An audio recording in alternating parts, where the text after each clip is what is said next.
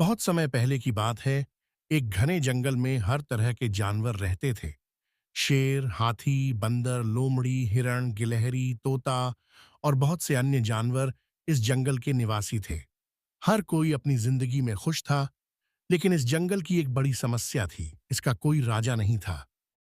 बिना राजा के जंगल में कई बार झगड़े होते थे। छोटे जानवर बड़े जानवरों से डरते थे और कोई भी नियम का पालन नहीं करता था। जब किसी जानवर को मुश्किल होती तो उसकी मदद करने वाला कोई नहीं होता। इसीलिए जंगल के सभी जानवरों ने तय किया कि अब उन्हें एक राजा चुनना चाहिए। एक दिन सभी जानवर नदी के किनारे इकट्ठा हुए। जंगल के सबसे बूढ़े और बुद्धिमान हाथी ने कहा, हमारे जंगल को चलाने के लिए हमें एक राजा चाहिए। राजा वह होगा जो सभी की मदद करे, जंगल में शांति बनाए रखे और हर किसी के साथ न्याय करे। हिरण ने पूछा, लेकिन राजा कौन बनेगा? हम सब कैसे तय करेंगे? तोता, जो बहुत बुद्धिमान था, बोला, हम एक प्रतियोगिता करेंगे। जो जानवर इस प्रतियोगिता में जीत जाएगा वही हमारा राजा बनेगा। सभी जानवरों ने इस बात पर सहमति जताई। प्रतियोगिता 3 चरणों में होने वाली थी। सबसे पहले यह देखा जाएगा कि कौन सबसे शक्तिशाली है। जो जानवर सबसे होशियार होगा उसे आगे बढ़ने का मौका मिलेगा। अंत में जो जानवर सबसे दयालु और सहृदय होगा वही राजा चुना जाएगा। पहले दिन शक्ति की परीक्षा शुरू हुई। एक बड़े पत्थर को उठाकर नदी के उस पार ले जाना था।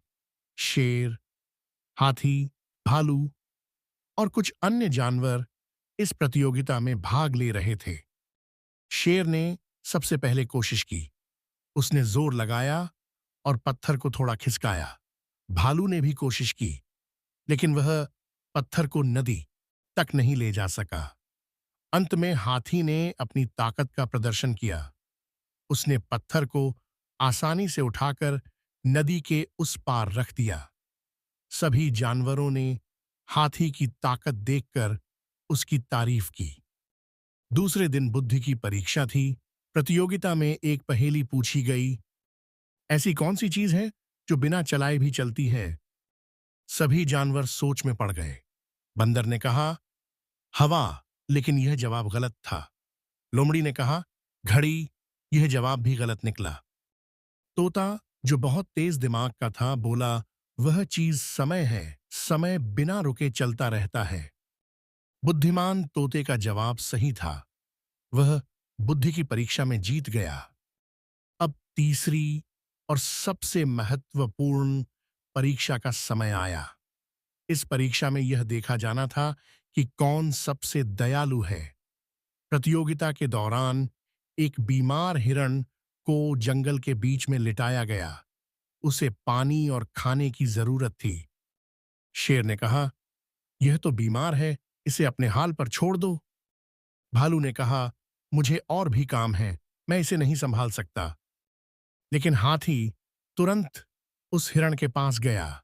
उसने अपनी सूंड से पानी लाकर हिरण को पिलाया। तोता भी उड़कर फलों का एक गुच्छा लाया और हिरण को खिलाया। इस तरह हाथी और तोते ने अपनी दयालुता का परिचय दिया। तीनों चरण पूरे होने के बाद सभी जानवर इकट्ठा हुए। अब राजा का चुनाव होना था।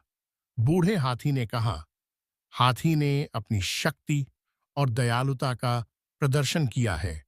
तोता बुद्धिमान और मददगार है, लेकिन राजा सिर्फ एक ही हो सकता है। कि सभी जानवरों ने मिलकर फैसला किया कि हाथी को राजा बनाया जाए और तोता उसका सलाहकार होगा। राजा बनने के बाद हाथी ने जंगल में नए नियम बनाए। उसने कहा, अब से हर कोई एक दूसरे की मदद करेगा। जो जानवर कमजोर हैं उनकी रक्षा की जाएगी। हम सब मिलकर इस जंगल को खुशहाल बनाएंगे। तोता हमेशा हाथी को सही सलाह देता और जंगल में शांति बनी रही। अब सभी जानवर मिलजुल कर रहते थे। यह कहानी हमें सिखाती है कि राजा बनने के लिए केवल शक्ति ही नहीं बल्कि बुद्धि और दयालुता भी जरूरी है। जब सभी मिलकर एक दूसरे की मदद करते हैं तो जीवन खुशहाल बनता है।